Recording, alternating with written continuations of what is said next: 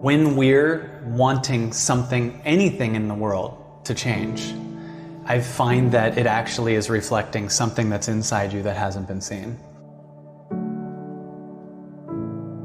I mean, you see human beings that are on the verge of great discovery.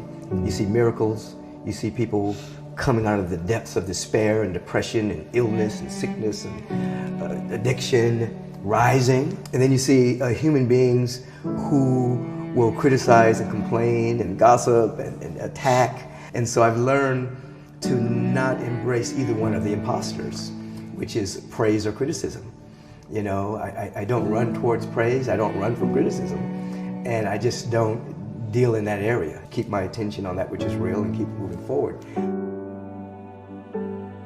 The first thing to achieve is, why do you want to achieve it? Like, what is your outcome? Many of us walk into the room, even into the room when we're talking to ourselves, and they're not honest about the outcome. What is the outcome? Why are you going through the motion? Is it because society has told you that that's what it should be? Or is it that your parents always wanted that from you? Or is it that you have been neglected in some way and you're trying to please a bunch of people that you can't stand?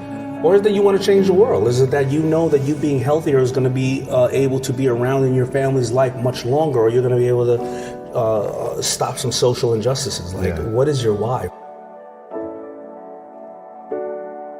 When you have nothing is when you need to give. You know, if you're going to wait till you think you have something, you're never going to have something of any size or scope. There's something inside the human psyche that when you do what's right and you get outside of yourself, there's something that'll click for you. And also, you know, tithing is a perfect example. I don't know anybody, regardless of religious belief, who's tithed 10% of their income for a decade and not prospered massively. Do more, give more, and he said, you'll receive more, just how it works, and I found it to be absolutely true. Putting the work in is the beauty of it. When I started, vanity was the goal. I think vanity is a perfectly fine reason to start something. It's fine. Over time, I fell in love with the craft of lifting, of learning about macros, of all those things. And I think if you find something you are meant to do, then yes, vanity or some number, fine. But falling in love with the practice of it, I think is a true pinnacle. Most of the people I meet that really want to make money often have a major fear of not having it, which is weird because energetically you're putting out to the world, I'm scared of not having it, much more than I want it, right? Because I find that this is a weird thing to say, but when you really want something, you're not ready for it. You're not in the alignment for it, right? Like, let's say you're someone who believes who you are is someone who makes $20,000 a year. Like, that's in your story. You grew up that way. You heard sentences like money doesn't grow on trees or it's the root of all evil. So you have these deep-rooted beliefs that you're evil, right, if you do this. So you have this thing going, and then that also is what drives you, bizarrely. Like, you're scared of that, right? So I work with so many people, and if someone offers that person $1 million, that's death to the story of who they are. So weirdly, you're going to be in this position where you want to take it, but you're scared of it, right? Because it's death to who you are. People have a tendency to care more about what other people are thinking about them than what their soul wants. And so they live from, what is so-and-so going to think of me, and what's my mother going to think of me, and what's the society's going to think of me. And inside, everyone has a destiny, bright, beautiful destiny. The soul is calling us to be great beings, to be great lights, to live fully. And oftentimes people will dim their light in order to fit into someone else's paradigm and end up with crisis, end up with disease, end up with prolonged sadness. When you just step out of that, there's so much life to live. So I think a lot of people are just run by what others are thinking about them rather than what their soul wants. I would say that the capacity to strengthen and increase your hunger is the one common denominator amongst the most successful people. You know, most people are hungry to achieve a certain amount, make a certain amount of money, and then they get comfortable and relax, or to get a certain level of fitness and then they relax. Hunger is the ultimate driver, because if you're hungry, you can get the strategy, you can get the answer. If you can't model it, you can find it.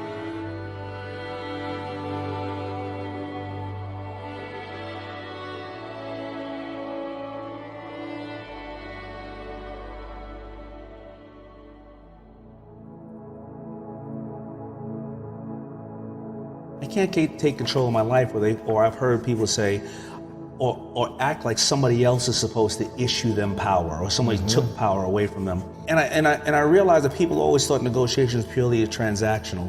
When you get to the table, I'm sitting across from you, right? And it's not. It's about building influence. Then it's transactional, and the transaction needs to be what's in it for the person across the table, not what's in it for you.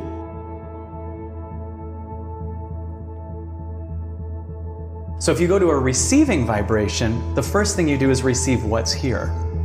Like, it sounds corny, but we usually don't pay attention to what's here right now. And everyone watching this, if you really understand the highest truth of what's going on, we're all even. There's no, this person is better or less, and there's none of that. We're just this space that's here, right?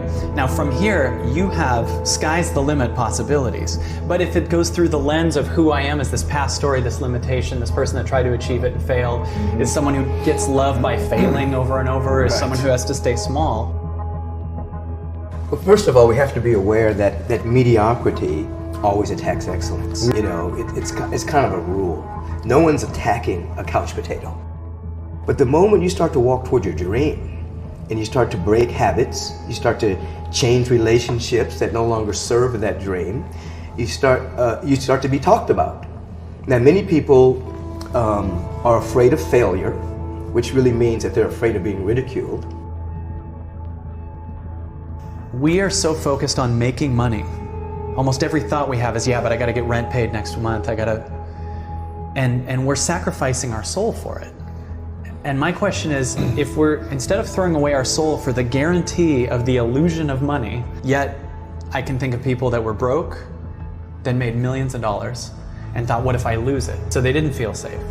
Or freedom, what if I lose this? So you're under the illusion that freedom is outside of you. Just by saying money equals freedom, you're implying you're not freedom. Because people are growing all the time, and you may be in a situation where you have to forgive somebody who did something, but they didn't know what they were doing to you, or whatever the case is, and or you want to be forgiven as well, right? And how can you have love if you can't forgive, right? And so whether it's with your family or whether with your friends or something else like that, the harbor and the hate and things of that nature will just eat you alive, I think.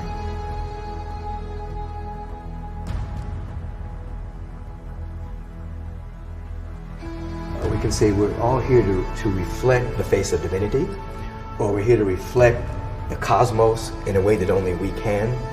Everyone is here for that same purpose. And we all have different missions. Some people's mission is to teach, heal, inspire, uplift. You know, and we all have different missions, but every mission carries that larger purpose. How is my life reflecting the entire cosmos? Because I believe all of us have the entirety of the cosmos in us, and we're here to discover it, activate it, cultivate it, and set it free. To me, it's about growth and it's about giving. Those are the only things that fulfill human beings. I always tell people, if you want to be happy, it's one word: progress. If you can make progress, and if your progress is not only within yourself, but it's actually doing something of value for more than yourself, you're going to be a damn fulfilled person. When you let go of something, you're only stressed because your mind can measure what you will lose. It can't see what you'll gain. Legacy is planting seeds in a garden that you'll never see.